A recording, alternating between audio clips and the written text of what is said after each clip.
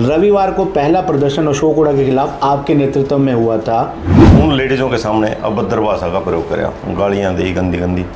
ये एक हमने उसकी निंदा करने के हमने इसी उसमें एवज में वहाँ पर उसका पुतला फूका। जो अशोक हुड्डा के समर्थन में आए हैं वो कुछ कांग्रेस से जुड़े हुए हैं। कोई जिला परिषद का चुनाव जीता सिंबल पे पर कांग्रेस की, कोई उससे पहले जीत रहा। जो मेरे चुनाव में मेरे बराबर में खड़ा था वो चुनाव हार गया। उसको इस चीज़ का तकलीफ थी।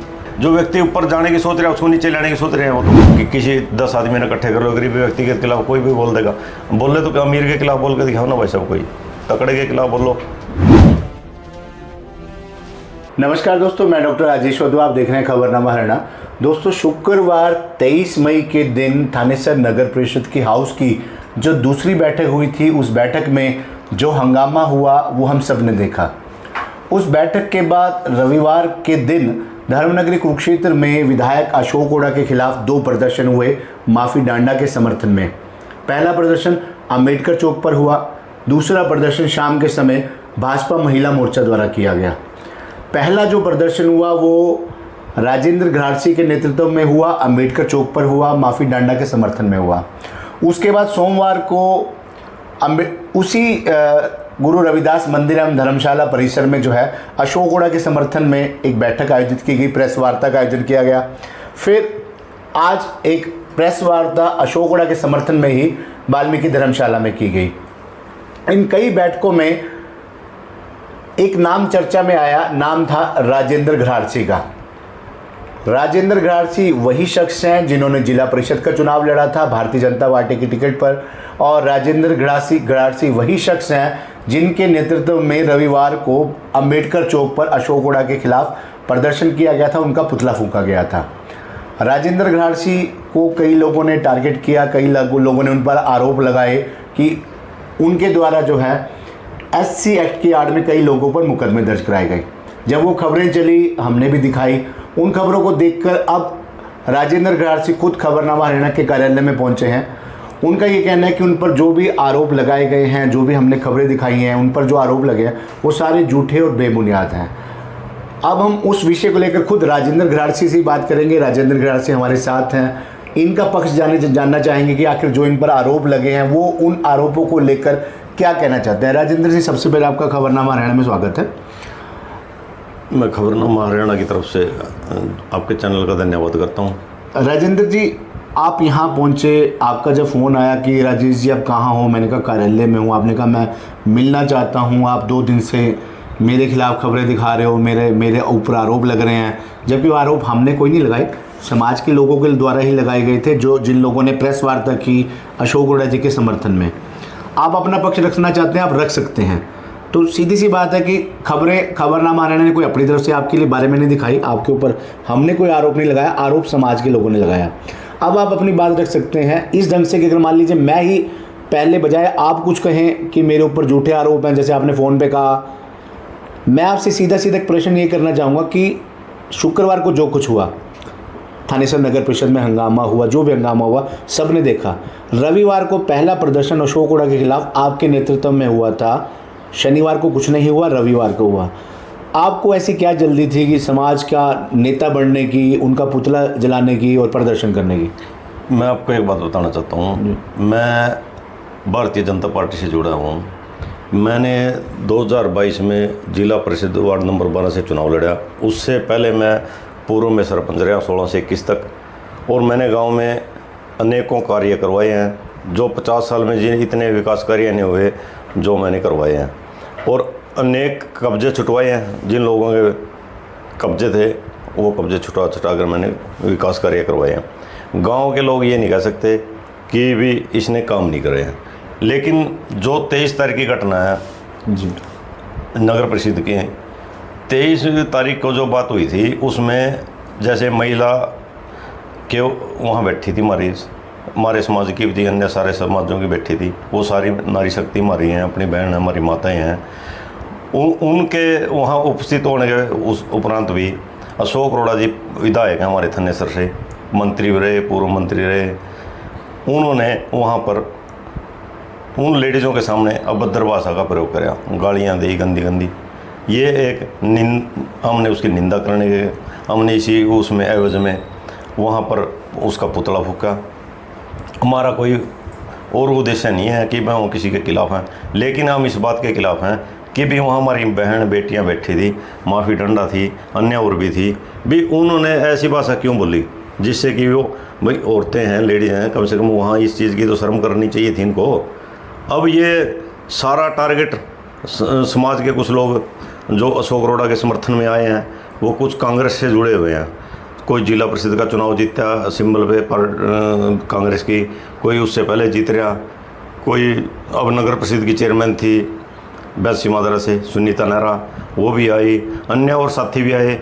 एक मेरे गांव का संदीप कुमार आया जो मेरे चुनाव में मेरे बराबर में खड़ा था, वो चुनाव हार गया। उसको इस चीज़ का तकलीफ़ थी, चुनाव कोई भी आ रहा है उसको तकलीफ़ तो होगी, वो चुनाव आ रहा है बेचारा, उसको तो तकलीफ़ होगी। वो तो मेरे बारे में अनाप शनाप भाषा का प्रयोग करेगा, वो तो आरोप लगाएगा भी इसने ये कर दिया वो कर दिया।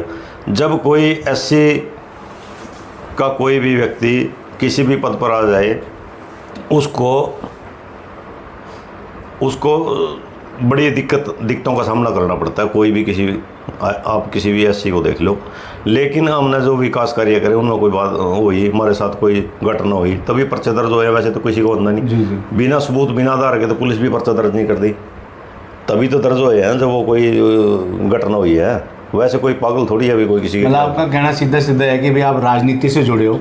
जैसे आपने बताया कि वार्ड नंबर 12 से आपने जिला परिषद का चुनाव लड़ा, सरपंची का चुनाव लड़ा, जो लोग आपके खिलाफ थे, कांग्रेस की ओर से थे, वही लोग आपको टारगेट कर रहे हैं। वो तो देखो जी, पता क्या है, जब समाज के कुछ प्रतिनिधि व्यक्ति पदों में बैठे हैं और वही समाज के खिलाफ बोल रहे हैं, इससे समाज का और भला कौन करेगा? वो समाज के खिलाफ तो वही बोल रहे हैं। एक बात तो मानते हो कि कम से कम उन्होंने समाज का समर्थन करना चाहिए। वो समाज के व्यक्ति के खिलाफ बोल रहे हैं, जो व्यक्ति ऊपर जाने की सोच रहे हैं उसको नीचे लाने की सोच रहे हैं। वो तो एक बात तो मानते हो कि इसमें इस मामले में, पूरे मामले में राजनीति तो हो रही है। देखो, राजनीति से हमने कोई मतलब नहीं है। हमने सिर्फ उस बात का मुद्दा उठाया था कि वहाँ हमारी बहन थी, हमारी बेटी थी, वहाँ हमारे अन्य सभी समाजों की बहन बेटियाँ थी। हमारा ये उद्देश्य था, हमारा कोई किसी से कोई अन्य कोई उद्देश्य नहीं है। तो प्रदर्शन शाम को महिला मोर्चा द्वारा भी किया गया, उसमें कई पार्षद भी थे, पार्षद प्रतिनिधि भी थे। टारगेट केवल राजेंद्र गाड़सी की। राजेंद्र गाड़सी एक ऐसी समाज से है, गरीब समाज से है, इसलिए भाई गरीब का तो कोई भी किसी 10 आदमी ने इकट्ठे कर लो, गरीब व्यक्ति के खिलाफ कोई भी बोल देगा। बोले तो अमीर के खिलाफ बोल के दिखाओ ना भाई साहब, कोई तकड़े के खिलाफ बोलो। मतलब सीधा सीधा कहना, मतलब जो आपके खिलाफ बोल रहे हैं वो सारे कांग्रेस से जुड़े हैं। कांग्रेस से जुड़े हैं, वो तो सारे कांग्रेस की पार्टी के हैं। मैंने ओपी से पूछा, ओम प्रकाश से, जो पूर्व में एमसी रह लिए। मैंने कहा भाई साहब ओम प्रकाश जी, आपने ये बयानबाजी मेरे खिलाफ क्यों दी? मैंने तो समाज के खिलाफ कोई बयानबाजी नहीं दी नहीं ना, आप क्यों दे रहे हैं? उसने कहा जैसी राजनीति आप कर रहे हो उसी प्रकार से हम कर रहे हैं भाई साहब। अशोक अरोड़ा जी ने हमारे को भेजा, हमने इकट्ठे हो गए, आपके खिलाफ बोल दिया। तो राजेंद्र जी, क्या लगता है कि जो इस मामले को बेवजह, जो जैसे आपने खुद ही कहा कि वहाँ नारी शक्ति थी, सभी बिरादरियों की महिलाएं थी, अशोक अरोड़ा जी ने अभद्र भाषा का प्रयोग किया, तो जब सारी समाज की महिलाएं मौजूद थी, तो एससी एक्ट का जो उन पर मामला दर्ज करने की बात क्यों कही जा रही है? ये तो देखो जी, पता क्या है, एक हमारी ऐसी लेडीज़ थी, इसी कारण मैंने कह दिया था, इससे ज़्यादा और तो कुछ नहीं कहा मैंने। तो इस बात का इतना बड़ा दुख था कि महिला शक्ति का अपमान हुआ। हमारी चेयरमैन बनी है जो एससी रिजर्वेशन आई, बाबा साहब ने रिजर्वेशन का अधिकार दिया हमारे को, तभी तो हमारे को नहीं। वैसे कौन पूछता है? एससी समाज को कोई भी नहीं पूछ रहा।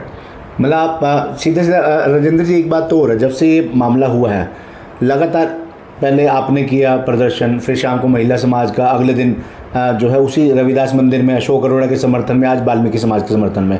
कहीं लगता तो कि समाज भी आपस में एक दूसरे पर बयानबाजी करने लग गया। मैं तो भाई पहले ही कह दिया, अभी समाज के खिलाफ है। समाज को एकजुट होना चाहिए। एकजुट होने के बजाय उन्होंने मेरा समर्थन करने के बजाय मेरे ही खिलाफ बोल रहे हैं, क्योंकि उन्होंने साफ साफ बता दिया। मैंने कल सूरजवान जी से पूछा, उसने भी यही कहा कि हम तो अशोक अरोड़ा जी ने भेजे थे इकट्ठे कर रहे। आज वो भी मेरे गाँव का एक संदीप वाल्मीकि है, वो सरपंची आ रहा है बेचारा, चुनाव आ रहा, वो भी इकट्ठे होगा आगे।